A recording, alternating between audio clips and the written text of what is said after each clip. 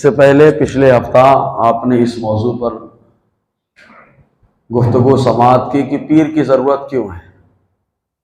پیر ہم کو اللہ تک پہنچاتا ہے، اور دنیا دار اور دیندار پیر کی یہی پہچان ہے کہ دنیا دار دنیائی میں سمیٹ کے رکھتا ہے اور دیندار اللہ تک پہنچانے کی کوشش کرتا ہے۔ آج علم دین اس کی ضرورت کیوں ہے، بس اسی پر چند باتیں پیش کرنے کی کوشش کرتا ہوں۔ آئیے ایک بار آقا علیہ السلام کی بارگاہ میں ہدیہ درود و سلام پیش کریں، پڑھیں بآواز بلند صلی اللہ علیہ وسلم۔ صلاۃ و سلام علیک یا سیدی یا رسول اللہ صلی اللہ تعالی علیہ وسلم۔ پہلے چند باتیں تمہید کے طور پر سماعت کر لیں۔ پہلے الگ سے کوئی مدرسے کی عمارت نہیں ہوتی تھی، اور نہ ہی الگ سے کوئی خانقاہ کی عمارت ہوتی تھی۔ پہلے جو مسجد ہوتی تھی وہی مسجد خانقاہ بھی، وہی مسجد مدرسہ بھی، اور وہی مسجد عبادت گاہ بھی۔ ایک عمارت ہوتی، وہاں تینوں کام ہوتا، وہاں پڑھایا بھی جاتا اور پڑھی ہوئی چیز کو جسمانی اعتبار سے روحانی اعتبار سے جانچا اور پرکھا جاتا تھا کہ پڑھا دیا گیا جسمانی اعتبار سے، مسجدی ہے، عبادت کے لیے بندہ کھڑا ہو گیا تو پرکھا گیا کہ جو پڑھا ہے وہ صحیح کر رہا ہے کہ نہیں کر رہا ہے، اور پھر روحانی اعتبار سے دلوں کو جانچا جاتا، اسی مسجد کے اندر سکھایا گیا دل کو صاف کرنے کا طریقہ، نیت کو صاف کرنے کا طریقہ، اور وہیں پہ خانقاہ ہے اور خانقاہ میں پرکھ لیا گیا۔ تو پہلے ایک عمارت ہوتی تھی، تینوں کام ایک ساتھ ہوا کرتے تھے۔ خود مسجد نبی پہ چلتے ہم لوگ، ہجرت کے بعد حضور صلی اللہ علیہ وسلم نے سب سے پہلے جو مسجد بنائی وہ مسجد نبوی ہے، جہاں ایک رکعت اگر کوئی نماز پڑھ لے تو اللہ تعالیٰ 50,000 رکعتوں کا ثواب عطا فرماتا ہے، وہ مسجد نبوی۔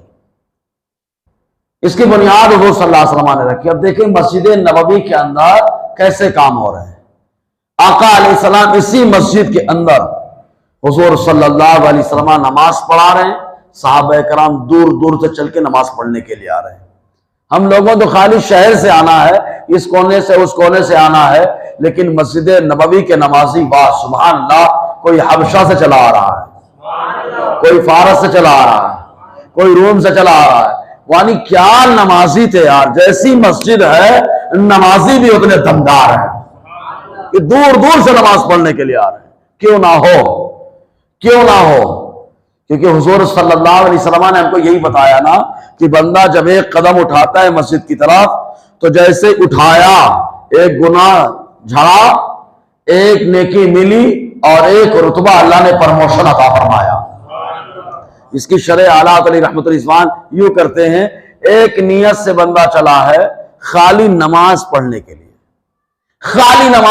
لیے چلا ہے، تو ایک قدم پہ ایک گناہ جھڑتا ہے، ایک نیکی ملتی ہے اور ایک درجہ پرموشن ملتا ہے، سمجھ رہے نا۔ لیکن اگر نیت زیادہ ہو جائے، نماز کی نیت سے بھی آیا اور یہ بھی نیت کر لی کہ موقع ملا تو اذان بھی دے دوں گا، موقع ملے تو اقامت بھی کہہ دوں گا، موقع ملے گا تو قرآن کھول کے کچھ تلاوت بھی کر لوں گا، موقع ملا تو آقا علیہ السلام پہ سلام پڑھ لوں گا، موقع ملا تو اپنے مسلمان بھائی سے مصافحہ بھی کر لوں گا، موقع ملا تو اپنے مسلمان بھائی کو سلام بھی کر لوں گا۔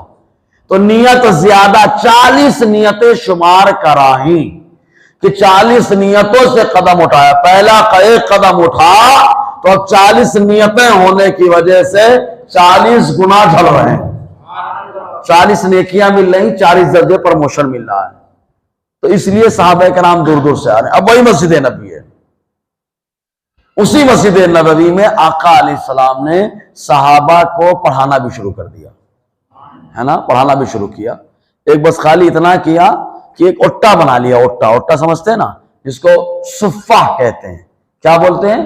صفہ، چبوترا، اٹا بنایا۔ آقا علیہ السلام نے وہاں پڑھانا شروع کر دیا، پڑھانے لگے حضور صلی اللہ علیہ وسلم۔ اب آپ کہیں تو یار صحابہ کو تو عربی آتی ہے نا، تو عربی زبان کا آنا اور ہے، دین کا آنا اور ہے۔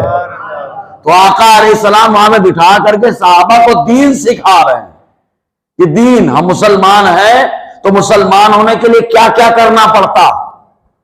جیسے کسی کمپنی میں کسی کی جاب لگے تو اس کے لیے کیا کیا رولز نبھانے پڑتے ہیں، ان رولز اور ان قوانین کو سکھایا بتایا جاتا ہے. پہلے جو فالو کرتا ہے تو اس کو بونس بھی ملتا ہے، کمپنی خوش ہو کر کے نوازتی بھی ہے.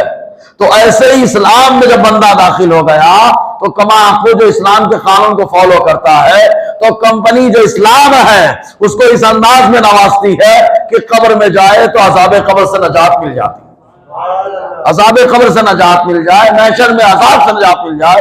یہ بونس پوائنٹ ہے ہمارے لیے. سمجھ رہے کہ نہیں آپ؟ تو اب آقا علیہ السلام نے سکھانا بھی شروع کر دیا. سکھاتے سکھاتے حضور صلی اللہ علیہ وسلم صحابہ کرام کی تربیت بھی کر رہے ہیں. تو خانقاہ بھی ہے، تو مسجد نبوی مسجد بھی ہے، مدرسہ بھی ہے، خانقاہ بھی ہے نا، سب کچھ ہے. وہ وہیں پہ تربیت ہو رہی ہے. اور وہ صلی اللہ علیہ وسلم کی تربیت کا کوئی وقت فکس نہیں ہے.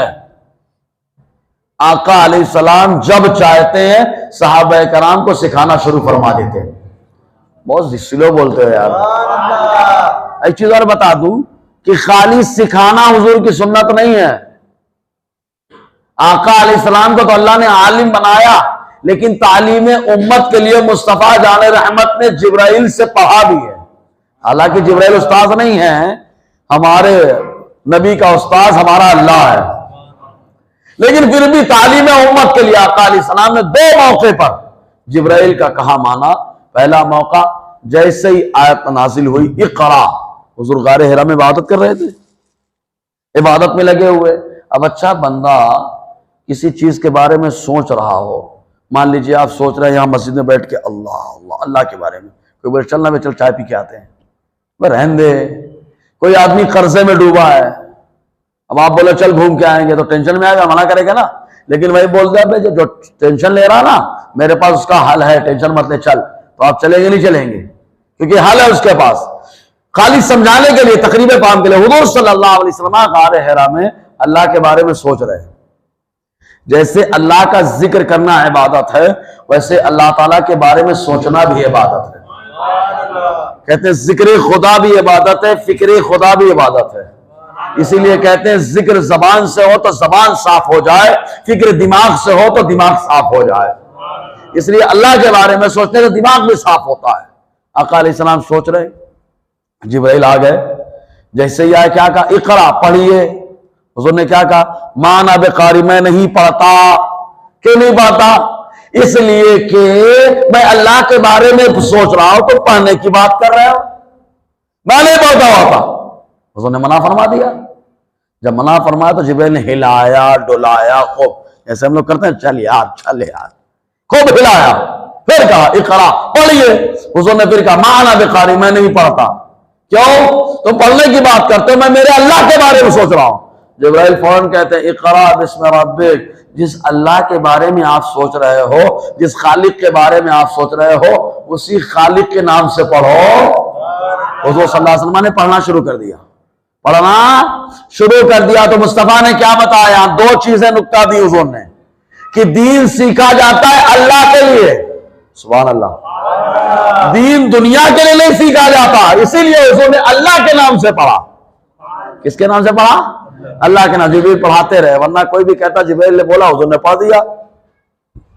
لیکن حضور نے بتایا جبرائیل پڑھانے والا بھی اللہ کے لیے پڑھائے اور پڑھنے والا بھی اللہ کے لیے پڑھے. سبحان اللہ. تو جیسے میٹھا کھانا سرکار کی سنت ہے، ویسے اللہ کے لیے علم حاصل کرنا بھی مصطفیٰ کی سنت ہے. سمجھے کہ نہیں آپ؟ اور آقا علیہ السلام نے پڑھ کر کے بتایا تعلیم امت کے لیے. تو معلوم ہے وہ پڑھنا بھی حضور کی سنت ہے نا. تو جب میٹھا کھانے کی بات آئے تو وہاں پہ بھی بول دینا یار مسئلے مسائل سیکھنا یہ بھی تو سرکار کی سنت ہے. سمجھ رہے کہ نہیں آپ؟ ایک حدیث میں تو یہ آیا کہ آقا علیہ السلام نے فرمایا سیکھتے رہو، مسائل سیکھتے رہو، سیکھتے رہو، سیکھتے رہو، سیکھتے رہو. سیکھتے سیکھتے اگر موت آئی تو اللہ تعالیٰ شہادت کی موت عطا فرماتا ہے. شہادت کی موت عطا فرماتا ہے. تو علم دین کی اہمیت کا اندازہ. اور دیکھو میں تمام علوم کی مخالفت نہیں کرتا کیونکہ سارے علم تو اسلام کے ہیں. ٹینشن ہو رہا ہے کیا؟ مراٹھی جتنے بھی علم ہیں، سائنس، سب اسلام کے ہی ہیں. سب اللہ نے آدم علیہ السلام کو سکھایا. اور کیسے سکھایا؟ وَعَلَّمَ آدَمَ الْأَسْمَاءَ كُلَّهَا، آدم علیہ السلام کو تمام چیزوں کے نام اور تمام چیزوں کا علم عطا فرما دیا ہے. سمجھ رہے ہیں نا؟ نام علم سب عطا فرما دیا. ابھی اس میں نقطہ دے رہا ہوں. تو تمام علوم اللہ تبارک و تعالیٰ نے آدم علیہ السلام کو عطا فرمایا، ہمارے باپ کو. تو سارے علوم تو ہمارے باپ کے ہی ہے نا. زور سے بولو نا یار. اگر آپ انگریزی پڑھ لو، خالی یہ نیت کر لو کہ میں انگریزی علم اس لیے حاصل کر رہا ہوں کہ ضرورت پڑے گی تو انگریزی میں دین کی تبلیغ کروں گا. اب وہ سیکھنا بھی سب آپ کا کام ہو جائے گا. آپ مراٹھی سیکھو اس نیت سے کہ ضرورت پڑے گی تو میں دین کا کام مراٹھی میں کروں گا، تو جیسے ہی آپ کی نیت بدل گئی اب مراٹھی سیکھنا بھی ثواب ہو جائے گا. سمجھ رہے گی نہیں آپ؟ تو انداز خالی بدلنا دین کے کام کے لیے. حساب و کتاب، آقا علیہ السلام ریاضی کا معاملہ بھی اس زمانے میں ہو چکا تھا، علم عادت، یعنی ہر چیز کا علم رہا. بتانا تو میں چاہ رہا ہوں کہ علم، کسی بھی علم، کوئی بھی فن کا علم ہو، کسی بھی زبان کا علم ہو، علم ہمیشہ آدمی کو عزت اور برتری عطا کرتا ہے. تو نقطہ لینا چاہتا تھا. آج مدرسوں کی طرف یا علم دین حاصل کرنے کی طرف لوگ راغب کیوں نہیں ہو رہے ہیں؟ تو پہلے ہی دماغ میں ہمارے یہ بیٹھا ہوا ہے کہ ہم علم حاصل کریں گے تو امام بنیں گے. صحیح ہے نا؟ ہم علم حاصل کریں گے تو حافظ بنیں گے، کسی مدرسے میں پڑھائیں گے. ہم علم حاصل کریں گے، عالم بنیں گے تو کہیں جا کے تبلیغ ایسے کر دیں گے، جا کر کے تھوڑا سا بیان کر دیں گے. ہم نے دین کو، مدرسہ پڑھنے کو 3-4 چیزوں میں سمیٹ دیا ہے: امامت، مدرسہ، مکتب، بیان، ہے نا؟ اب صحابہ سے پوچھتے ہیں آپ نے کیوں علم حاصل کیا مسجد نبی میں؟ کیا آپ کے دور میں مسجدیں تھی جہاں پہ امامت کی جگہ ملنی تھی؟ تو صحابہ کہیں گے ہم تو مسجد نبی میں پڑھ رہے تھے، کوئی دوسری مسجد کہاں تھی؟ مسجد حرام تھی، خانہ کعبہ میں، وہاں کافروں کا معاملہ تھا. مسجد اقصی تھی، یہودیوں کا معاملہ تھا. ہمارے پاس تو خالی ایک مسجد ہے. تو یہ صحابہ کرام، آپ نے امامت کی نیت سے مدرسہ پڑھا ہے، عالم بنے، حافظ بنے.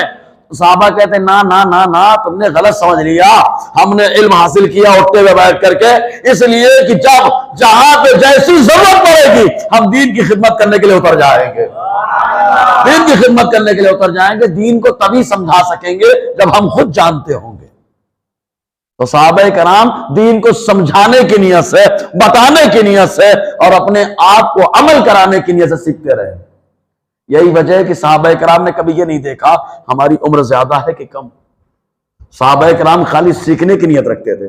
ایک روایت سناتا ہوں بڑی شاندار، ایک بار درود شریف سنا دیجیے آپ.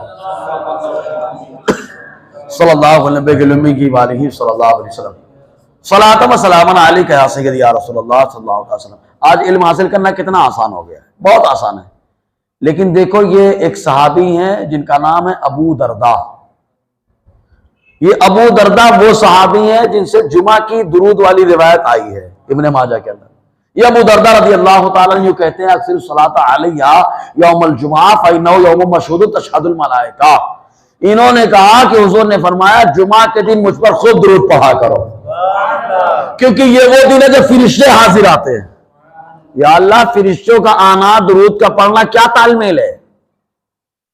تو آقا علیہ السلام کی طرف سے اشارہ ملے گا کہ انہوں نے کہا تھا ہنگامہ کریں گے، لڑائی کریں گے انسان زمین پر.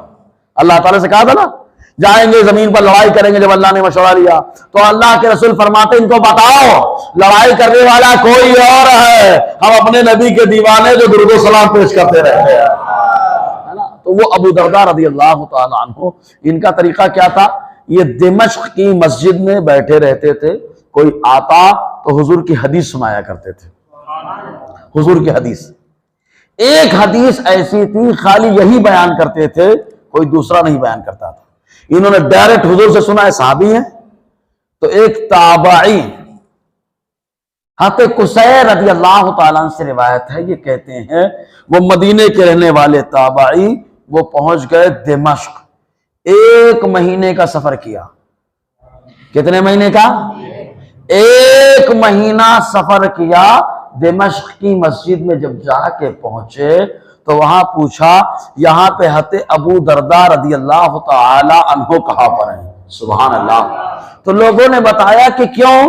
کہا میں ان سے خالی ایک حدیث سننے کے لیے مدینے سے چل کر کے آیا ہوں، ایک حدیث سننے کے لیے مدینے سے چل کر کے آیا ہوں، سمجھ رہے کہ نہیں آپ؟ ایک حدیث سننے کے لیے آیا ہوں۔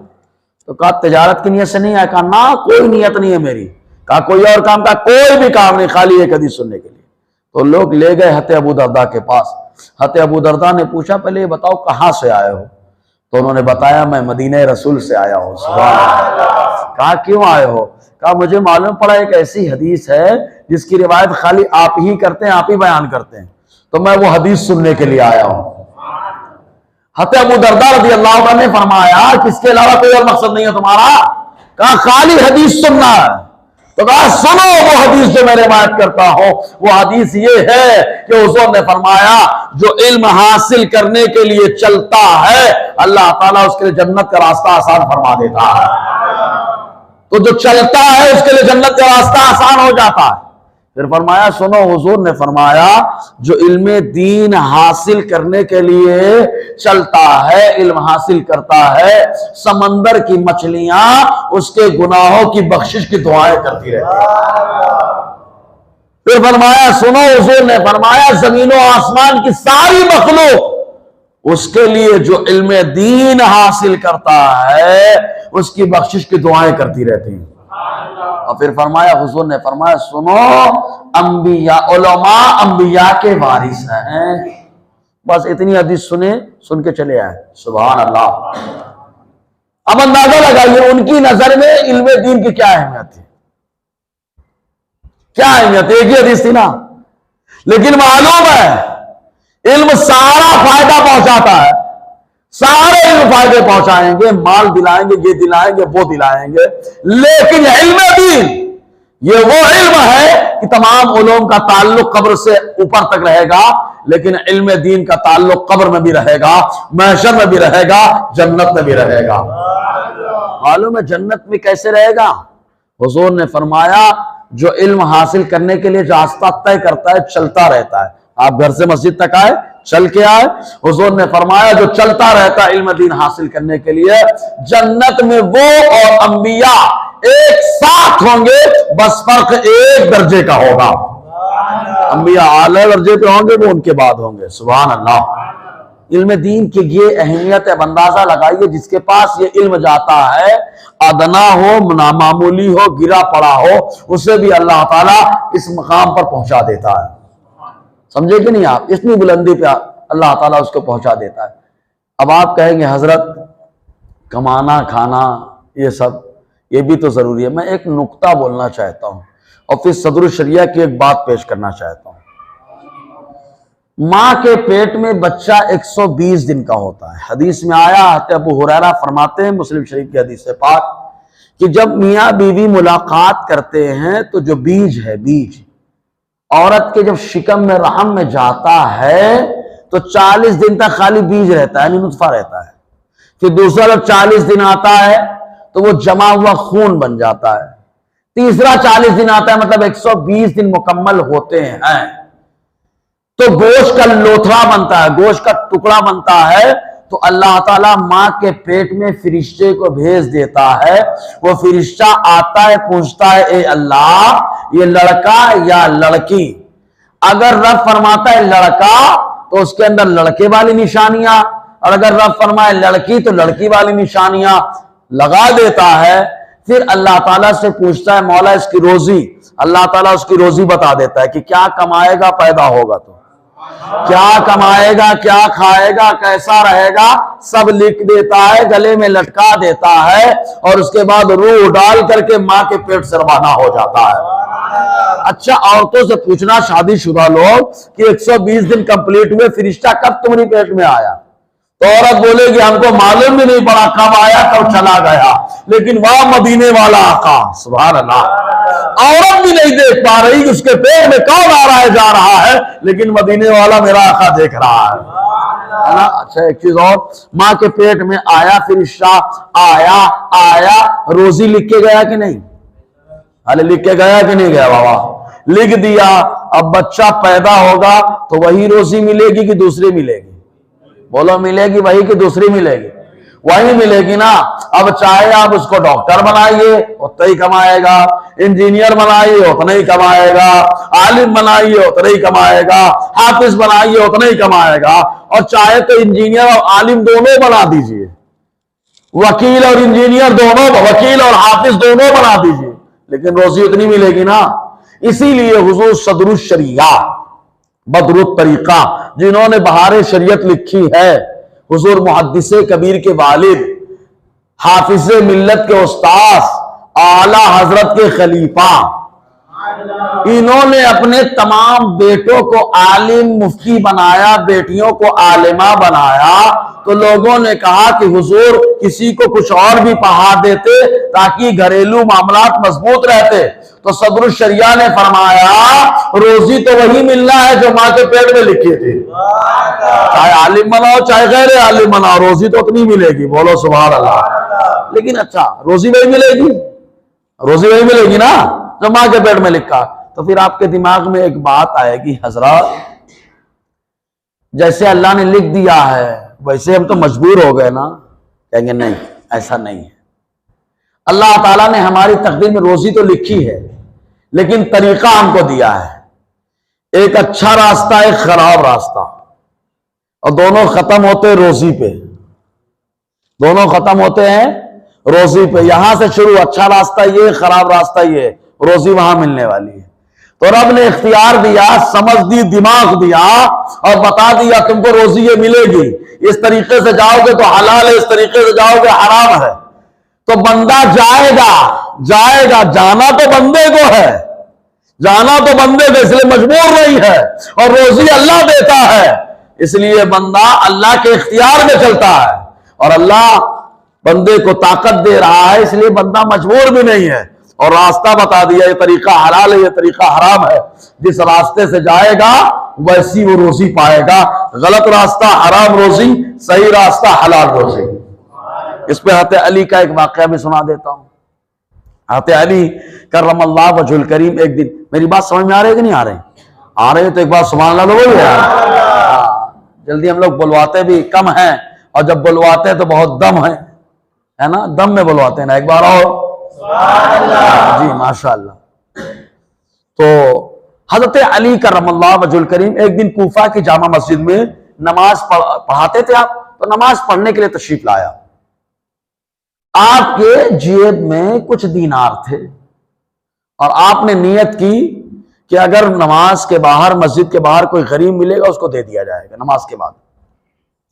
اندر آئے، نماز پڑھ کے جب نکلے تو دیکھا تو آپ کے دینار ہے ہی نہیں، تو وہاں ایک شخص کھڑا تھا، اس کو بلایا، کہا آپ نے پیسہ لیا ہے، مطلب دینار لیا ہے؟ کہا ہاں۔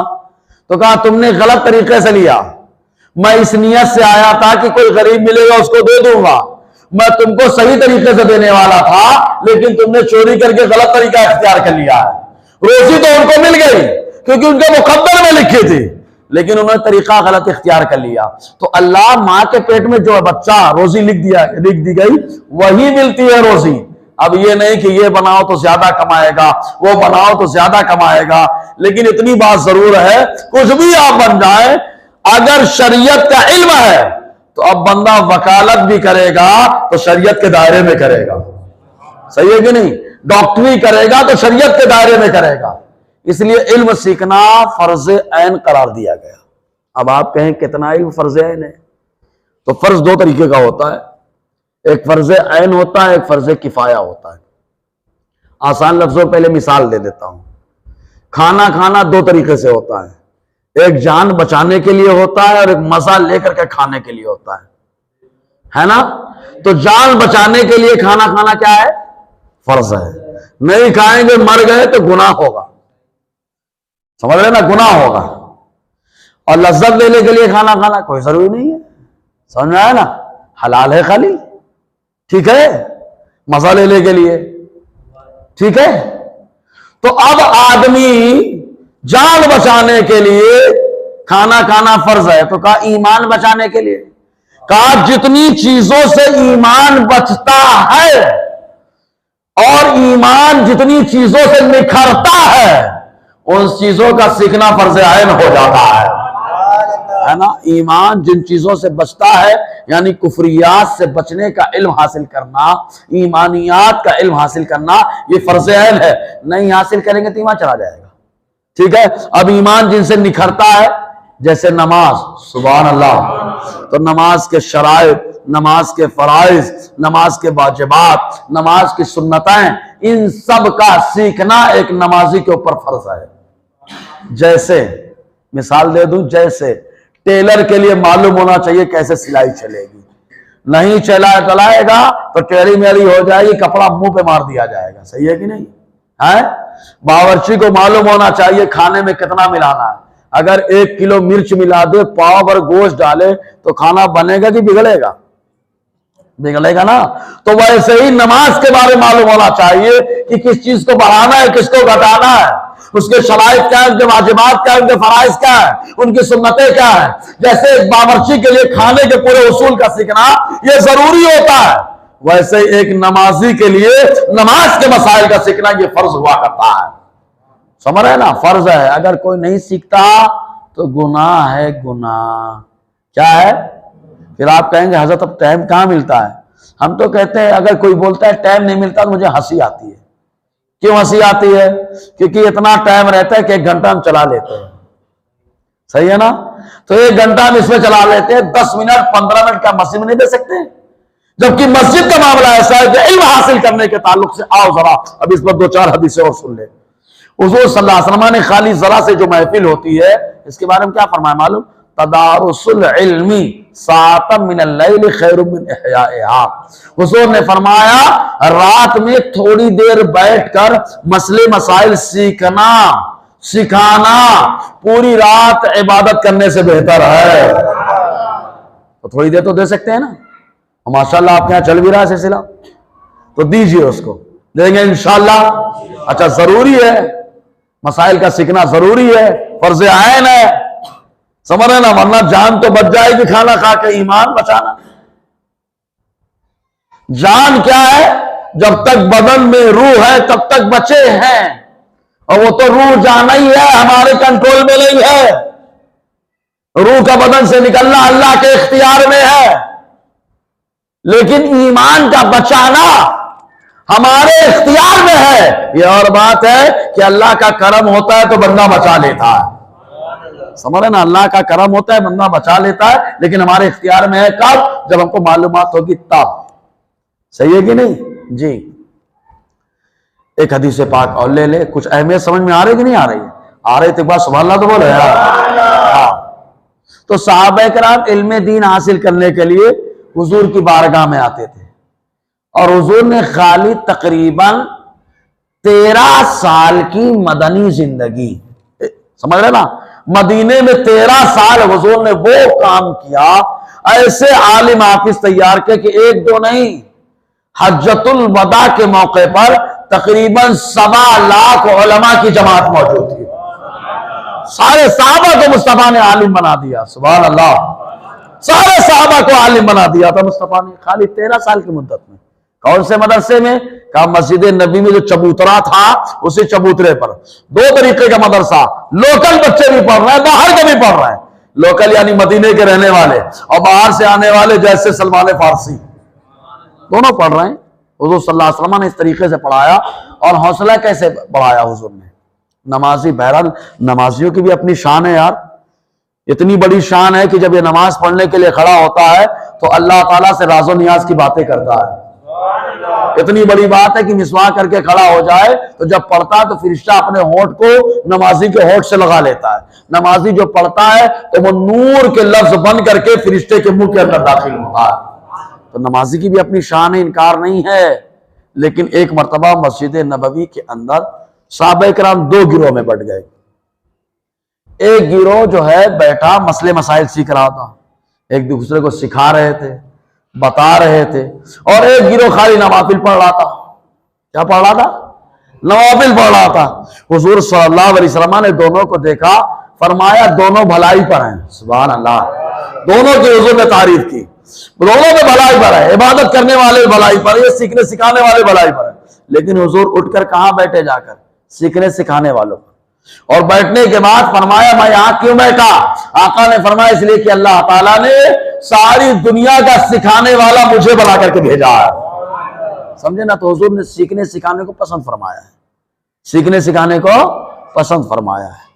تو یہ علم کا فائدہ ہے کہ آقا علیہ السلام ایسے کو پسند کر رہے ہیں. اچھا، علم اگر ہو تو وہاں عمر نہیں دیکھی جاتی کہ آدمی کتنی عمر رکھتا ہے کیا ہے. علم آدمی کو عزت دلا ہی دیتا ہے. جہاں بھی علم ہو، جہاں بھی علم ہو، علم عزت دلاتا ہے. اور چاہے جیسا علم ہو، دنیا کا علم بھی آدمی کو عزت دلاتا ہے. صحیح ہے کہ نہیں؟ جب دنیا کا علم آدمی کو عزت دلا دیتا ہے تو وہ علم جس کے وارث انبیاء مرسلین نے عالم کو بنایا ہے تو وہ علم کتنی عزت دلاتا ہوگا. اس کا اندازہ تو محشر میں ہوگا کہ عالم یہ ہے، دین کا علم اس کے پاس ہے، اور تاج اماں ابا کے سر پر ہے. بہت سلو بولتے ہیں یار. تاج کس کے سر پر ہے؟ اماں ابا کے سر پر ہے. تو یہ سمجھ لے آپ کہ آدمی عالم بنا لیکن نیت وہی اللہ اس کے رسول کے لیے. جہاں پہ جس کی ضرورت پڑے گی میں دین کے کام کے لیے ویسا کام کروں گا. اس نیت سے، اخلاص کے ساتھ. دنیا حاصل کرنے کے لیے اگر کوئی علم حاصل کیا تو حضور نے فرمایا روز محشر جس نے علم حاصل کیا دنیا حاصل کرنے کے لیے، حضور نے فرمایا یا لوگوں سے، علماء سے مقابلہ کرنے کے لیے، یا لوگوں کو اپنی طرف کھینچنے کے لیے، تو حضور نے فرمایا ایسے پر اللہ کی لعنت ہے.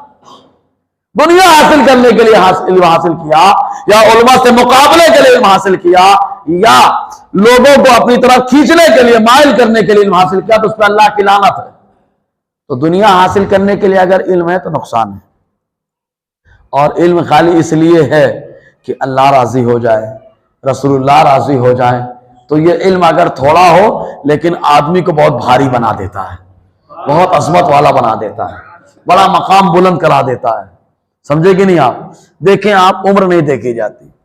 حضرت عمر رضی اللہ تعالی عنہ کے زمانے میں، حضرت عمر رضی اللہ تعالی عنہ کے بہت سارے مشیر تھے، مشورہ دینے والے، ندیم تھے، آپس میں بیٹھنے والے.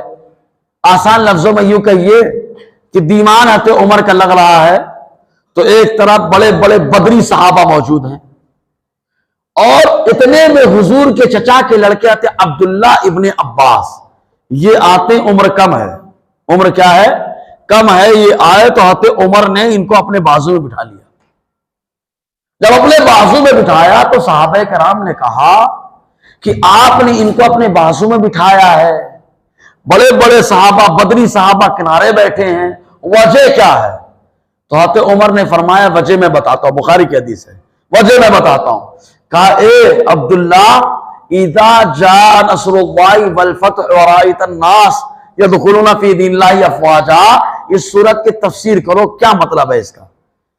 کہا سورہ اذا جاء نصر کے اندر اللہ تعالیٰ نے اپنے محبوب کو پردہ فرمانے کی خبر دی ہے کہ اب آپ کا وصال ہونے والا ہے. انہوں نے یہ تفسیر کی. دوسرے صحابہ سے پوچھا، کہا تم لوگ کیا کہتے ہو؟ تو صحابہ کرام نے کہا ہم یہ کہتے ہیں کہ اللہ نے فرمایا مدد ہماری آئے گی، کامیابی تم کو ملے گی، تم اللہ کی پاکی بولتے رہو، سبحان اللہ الحمدللہ بولتے رہو. کہا یہ تفسیر کی. حضرت عمر نے کہا دیکھو سب نے الگ تفسیر کی ہے، عبداللہ ابن عباس نے الگ تفسیر کی ہے، لیکن سنو عمر کی تفسیر وہی ہے جو عبداللہ ابن عباس کی تفسیر ہے. تو بتایا کیا کہ قرآن کے بارے میں عبداللہ کا علم غضب کا ہے، اس لیے عمر کی بارگاہ میں ان کا مقام بھی بلند ہے. جب سوچو عمر جو حق بولتے ہیں، علم زیادہ ہو تو ان کی بارگاہ میں مقبولیت ہوتی ہے، تو میرا اللہ تو سراپا حق ہے، سراپا حق ہے. اس کی بارگاہ میں اسی کا مقام بلند ہوگا جس کے پاس علم زیادہ ہوگا. علم زیادہ ہوگا تو اللہ تبارک و تعالیٰ اس کو بلندی عطا فرمائے گا. ایسے ہی دیکھیں آپ، آدم علیہ السلام کو فرشتوں نے سجدہ کیا، سبھی کو معلوم ہے، لیکن کیوں کیا؟ کیوں کیا؟ وجہ کیا ہے؟ آپ وجہ پہ غور کریں گے تو معلوم یہ ہوگا کہ اللہ تعالیٰ قرآن میں فرماتا ہے وَعَلَّمَ آدم الْأَسْمَاءَ كُلَّهَا. پہلے کچھ چیزیں اللہ تعالیٰ نے فرشتوں کے سامنے پیش کی، کہا نام بتاؤ. فرشتے خاموش، نام بتاؤ، فرشتے خاموش، نام بتاؤ، فرشتے خاموش، چیز پیش کر رہا اللہ تعالیٰ، نام بتاؤ، نام بتاؤ، سب خاموش۔ اللہ تبارک و تعالیٰ نے چیزوں کو پیش کیا، آدم علیہ السلام کو بتایا اس کا نام یہ ہے، پھر کوئی چیز پیش کی اس کا نام یہ ہے، پھر کوئی چیز پیش کی کہا اس کا نام یہ ہے، یہاں تک کہ دنیا کی ساری چیزیں اللہ تعالیٰ نے آدم علیہ السلام کے سامنے پیش کی اور ان کا نام بتا دیا، نام بتایا۔ رب فرماتا ہے وَعَلَّمَ آدَمَ الْأَسْمَاءَ كُلَّهَا، آدم علیہ السلام کو تمام ناموں ان چیزوں کا نام عطا فرما دیا، علم عطا فرما دیا۔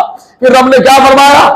فرشتوں کے سامنے آدم علیہ السلام کو پیش کیا اور رب فرماتا ہے انبئہم، اے آدم اب ان تمام ناموں کے بارے میں، ان چیزوں کے بارے میں فرشتوں کو بتاؤ۔ جو فرشتے نہیں بتا پائے تھے، خاموش تھے، آدم علیہ السلام نے بتانا شروع کر دیا۔ سبحان اللہ، آدم علیہ السلام نے بتانا شروع کر دیا۔ جب بتانا شروع کیا تو اللہ تعالیٰ نے اپنی بارگاہ میں سب سے پہلے عالم آدم علیہ السلام کو بنایا۔ پہلے عالم ہے کہ نہیں اللہ کی بارگاہ کے؟ جو پہلے عالم ہے تو علم کی وجہ سے اللہ تعالیٰ نے فرشتوں کو حکم دیا آدم کے پاس علم زیادہ ہے، تمہارے پاس کم ہے، لہذا آدم کے سامنے اب سجدہ کرو، کیونکہ آدم میرا وہ شاگرد ہے جس کو ہم نے سارے جہان کا علم عطا فرما دیا ہے۔ تو جس کے پاس علم ہوتا ہے وہ فرشتوں کی نظر میں بھی اس کی اہمیت ہوتی ہے، اللہ کی بارگاہ میں مقبول ہوتا ہے، سجدہ کروایا جاتا ہے۔ سمجھ آیا نا؟ اسی لیے آدم علیہ السلام نبی تھے اور نبی ہیں، نبی رہیں گے، ہے نا؟ تو ان کو سجدہ ہوا، لیکن اب عام بچہ اگر عالم اور حافظ بنے تو فرشتے سجدہ تو نہیں کریں گے، تو کہا پھر کیا کریں؟ کہا یہ امت محمدیہ ہے، کچھ تو ملے گا، کہا یہ صلہ ملے گا۔ اب اگر کوئی مسئلے مسائل سیکھنے کے لیے جائے، دین کا علم سیکھنے کے لیے جائے، جیسے وہ چلنے لگا تو فرشتے سجدہ تو نہیں کرتے ہیں لیکن اپنے رحمت کے بازوؤں کو بچھا دیتے ہیں، وہ رحمت کے بازوؤں پہ جا رہا ہے۔ سمجھ رہے کہ نہیں؟ اب اندازہ لگائیں علم دین کی اہمیت کیا ہے۔ اللہ تعالیٰ کی بارگاہ میں جو علم حاصل کرتا ہے اس کا یہ مقام ہوتا ہے۔ اور میں تو ہمیشہ ایک مشورہ دیتا، ہمیشہ، کہ بھائی جب عمر زیادہ ہو جائے، 60-70 عمر ہو جاتی ہے تو ایسے بھی موت کا کچھ پتہ تو ہے نہیں، جوانی میں آدمی جا سکتا ہے، لیکن بڑھاپے میں زیادہ چانسز رہتے ہیں، صحیح ہے نا؟ کہ اب ہمارا ٹائم پورا ہوا، ایسے ٹائم پہ نارمل اگر مر کے جائیں گے تو ٹینشن ہوگا، تو ایسے ٹائم پہ شہادت کی موت کیوں نہ لے لی جائے؟ کیا نہ لے لی جائے؟ شہادت کی موت کیوں نہ لے لی جائے؟ کیونکہ شہید قبر میں زندہ ہوتا ہے۔ زور سے تو بولو یار، شہید قبر میں زندہ ہوتا ہے۔ کہا شہادت کی موت لینے کے لیے کیا کرنا پڑے گا؟ کہا ایک دم آسان کام ہے، آپ کی مسجد میں مسئلے مسائل سکھائے جا رہے ہیں، صبح و شام سکھائے جا رہے ہیں، آپ علم حاصل کرنے کی نیت سے نماز پڑھنے بھی آئے اور علم حاصل کرتے رہو، یہ سوچے کہ میں دین کا علم حاصل کر رہا ہوں اور کرتا رہوں گا، اب اگر موت آئے گی تو شہادت کی موت ہو جائے، سمجھے نا؟ بڑی پیاری موت ہوگی شہادت کی موت۔ اس میں ایک میں ملک شام کا ایک واقعہ اکثر سناتا ہوں۔ ملک شام میں ایک آدمی تھا 55 سال کا، وہ اچانک ایک دن عالم بننے کے لیے بولے میں عالم بنوں گا۔ 55 سال کی عمر میں کوئی اگر عالم بننے کے لیے بولے تو لوگ مذاق اڑاتے ہیں نا، حالانکہ مذاق نہیں اڑانا چاہیے، کیونکہ حضور صلی اللہ علیہ وسلم کی بارگاہ میں پڑھنے کے لیے ابو بکر کے والد آ رہے ہیں، ابو قحافہ، عثمان، وہ پڑھنے کے لیے آ رہے ہیں۔ کہا عمر کا 60 کے قریب ہے لیکن مصطفیٰ کی بارگاہ میں پڑھنے کے لیے چلے آ رہے ہیں۔ زور سے بولو اور یار، 60 کے قریب ہے، پڑھنے کے لیے چلے آ رہے ہیں۔ اندازہ لگایا، خود حضور نے فرمایا کیا علم حاصل کرو، جھولنے سے لے کر پالنے سے لے کر کہاں؟ قبر تک۔ کیوں قبر تک؟ کہا شہادت کی موت مل جائے گی اس میں۔ تو وہ شام میں 55 سال کا نوجوان قبر کھودنے والا اچانک عالم بننے کے موڈ میں کہا میں اب عالم بنوں گا، دنیا داری چھوڑو، دنیا داری چھوڑو، عالم بننے کے لیے چلے۔ تو لوگوں نے پوچھا یار اچانک ہی مولانا بننے کا دھن یہ کہاں سے آ گئی بات، مولانا بننا ہے؟ کہا میری زندگی میں ایک انقلابی واقعہ پیش آیا ہے۔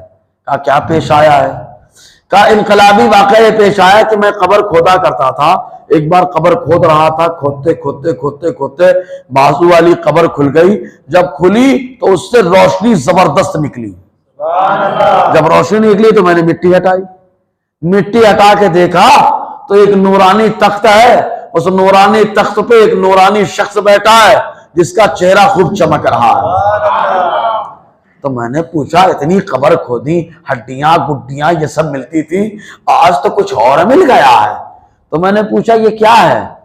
تو کہا ہے جو دیکھ رہا یہ مقام مجھے ملا ہے، قبر کے اندر روشنی اجالا یا نورانی چہرہ، یہ نورانی تخت، یہ خالی اس وجہ سے ملا ہے کہ میرا چھوٹا بھائی مولانا بن رہا تھا، عالم بن رہا تھا، اس کی جتنی ضرورتیں ہوتی تھی میں اپنے جیب خاص سے اس کی ساری ضرورتوں کو مکمل کر دیا کرتا تھا، اس کی میں ضرورت کو پوری کرتا تھا، اسی کا صلہ ہے کہ قبر میں اللہ مجھے روشنی عطا فرما رہا ہے، یہ نورانی تخت پہ بیٹھنے کا موقع عطا فرما رہا ہے۔ تو کہا کیا کریں؟ کہا بند کر دیجئے آپ۔ اب قبر کھودنے والے کے دماغ میں بات تھی، قبر بند کیا اور پھر بھول گیا، ہوتا ہے نا کبھی کوئی واقعہ پیش آئے آدمی بھول جاتا ہے۔ پھر کئی سال گزرے، پھر ایک دوسری قبر کھود رہا تھا، کھودتے کھودتے کھودتے کھودتے دوسری قبر میں پھر لگا، جیسے ہی پھاوڑا لگا کھدال لگی، اب روشنی پہلی قبر سے زیادہ نکلی،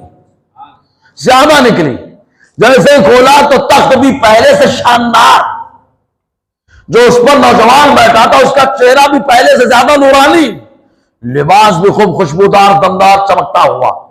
یہ قبر کھودنے والا بولتا، اس سے پہلے اس شخص نے کہا فلاں تاریخ کو ایک قبر تم نے کھودا تھا، جس عالم کا خرچہ اس نے پورا کیا تھا، وہ عالم کوئی دوسرا نہیں ہے، وہ عالم وہ ہے جس کی آپ تم زیارت کر رہے ہو۔ بس قبر کھودنے والے نے ٹھان لیا مجھے عالم بننا ہے۔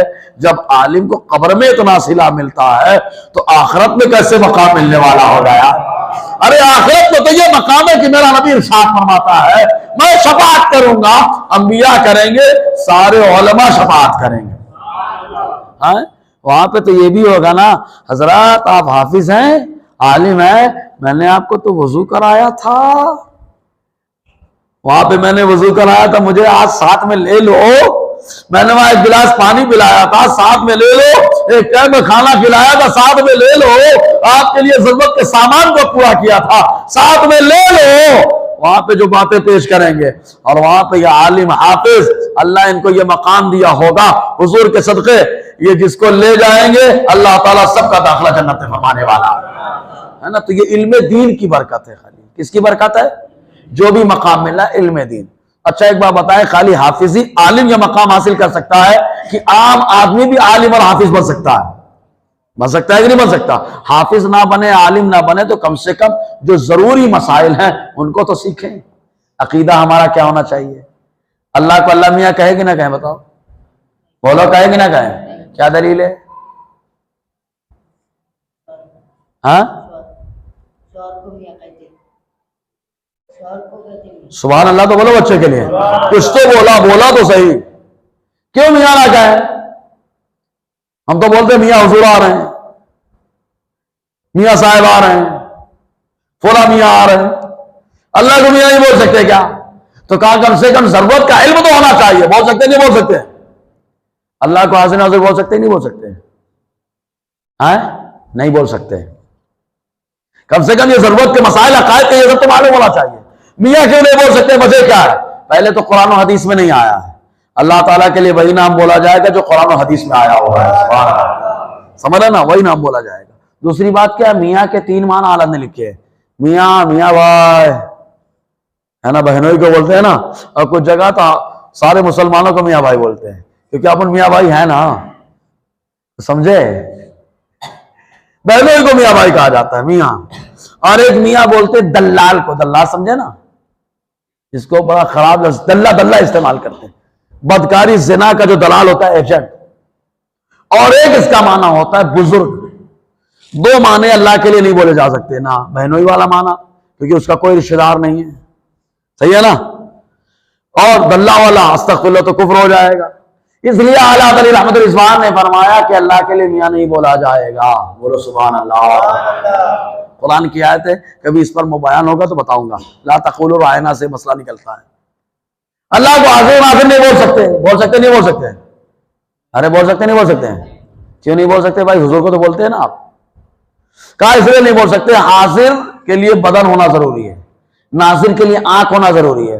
میرا اللہ وہ ہے جس کا نہ بدن ہے نہ جس کی آنکھ ہے. میرا اللہ سمیع اور بصیر ہے. سبحان اللہ. سمیع بصیر کہنا تو یہ عقیدہ یہ تو سب ہونا چاہیے معلوم.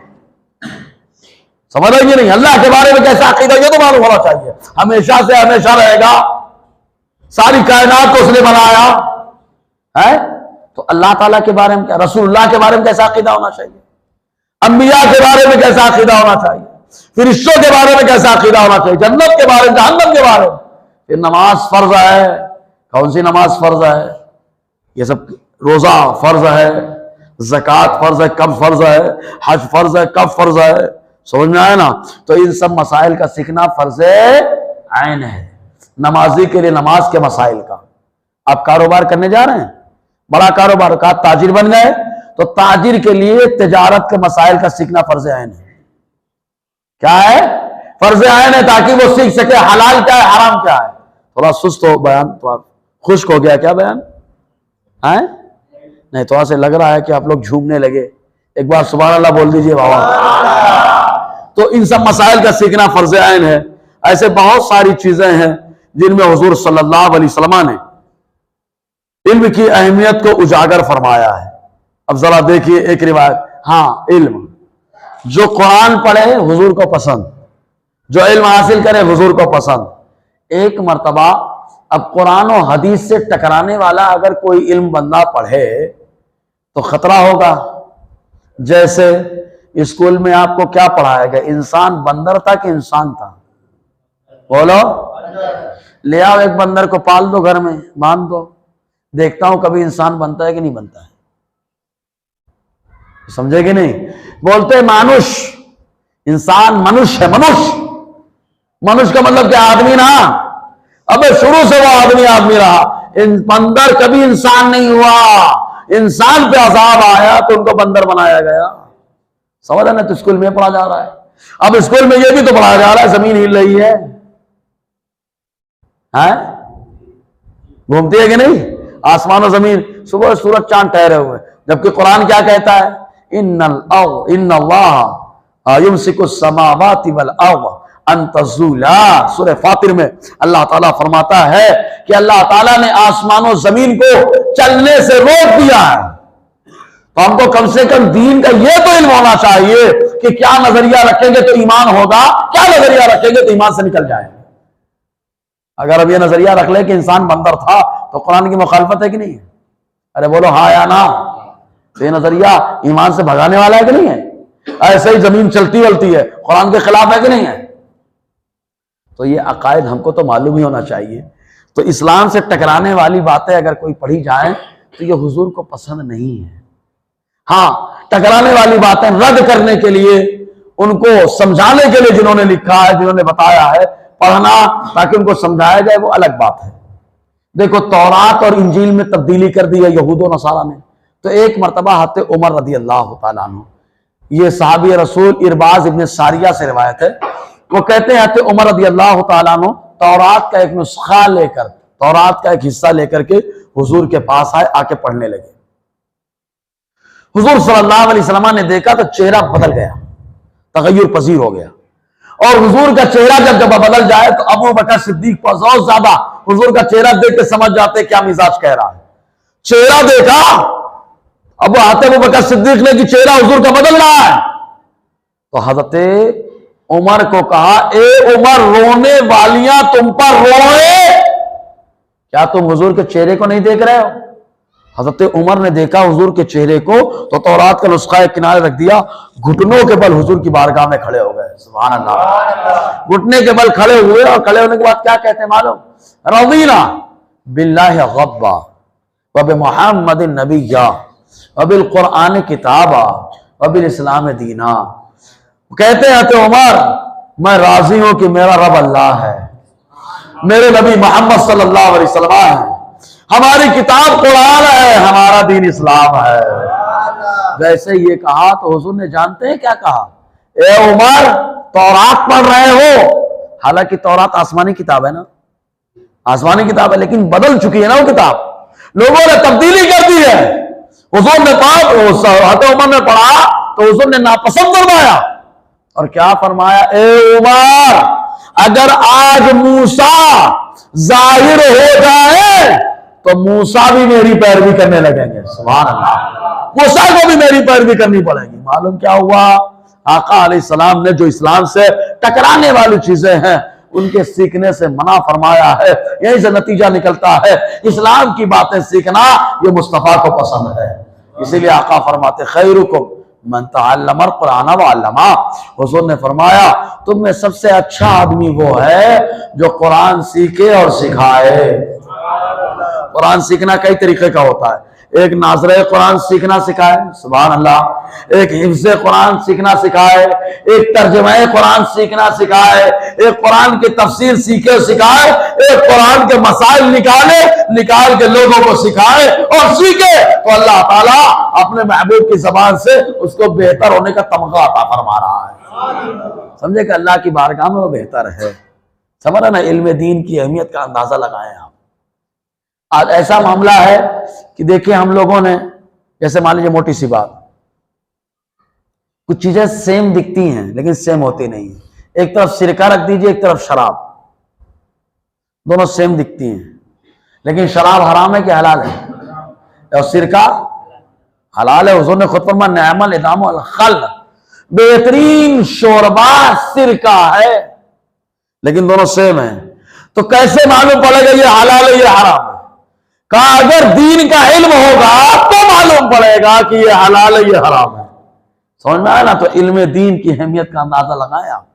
اس کے علاوہ عقائد میں بہت ساری باتیں رہتی ہیں, اللہ کے بارے میں, فرشتوں کے بارے میں, سمجھ رہے کہ نہیں, انبیاء کے بارے میں, انبیاء کرام کے بارے میں کیسا نظریہ ہو آپ کا, حضور کے بارے میں.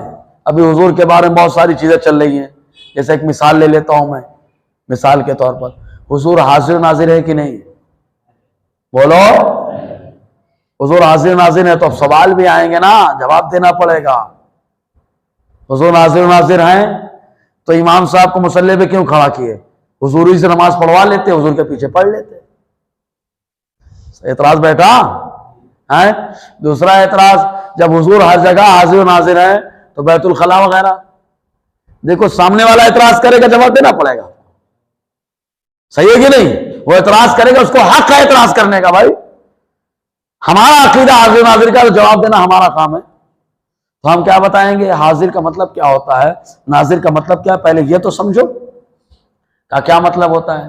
کہا اگر حافظ صاحب مصلی پہ بیٹھے ہوں, کوئی دروازے پہ آئے, آپ سے پوچھے حافظ صاحب حاضر ہیں, تو آپ کیا بولیں گے؟ حاضر ہے کہ غائب ہے؟ وہ سب لوگ بولیے نا, حاضر ہے کہ غیر حاضر ہے؟ ارے یار وہ مصلی پہ ہیں, وہ دروازے پوچھ رہا ہے, تو آپ کیا بولیں گے؟ حضرات مصلی پہ تو ہیں لیکن ایک لمحے میں حافظ صاحب دروازے تک آ جائیں گے. تو آدمی جہاں تک ایک لمحے میں آتا جاتا ہے وہاں تک اس کو حاضر مانا جاتا ہے. سمجھ میں آیا؟ جہاں تک ایک لمحے میں آتا جاتا ہے وہاں تک حاضر مانا جاتا ہے. تو ہمارا نبی ہے مدینے میں, پوری دنیا میں ایک لمحے میں آتا جاتا ہے, اس لیے پوری دنیا میں حاضر مانا جاتا ہے نا. مثال خواب میں آنا, حضور خواب میں کہیں بھی آ سکتے ہیں نا. اچھا خواب میں حضور آتے ہیں تو حضور ہی رہتے, کوئی اور رہتا ہے؟ بولو نا. خود حضور فرماتے ہیں جس نے خواب میں مجھے دیکھا حقیقت میں مجھے ہی دیکھا. تو ایک لمحے میں آئے کہ نہیں آئے؟ تو جہاں تک بندہ ایک لمحے میں آتا جاتا ہے وہاں تک اس کو حاضر مانا جاتا ہے. تو آقا علیہ السلام مدینے میں ہیں اور پوری دنیا میں ایک لمحے میں آتے جاتے ہیں, اس لیے پوری دنیا میں حاضر مانے جاتے ہیں. اگر سمجھ میں آیا تو بولو نا یار.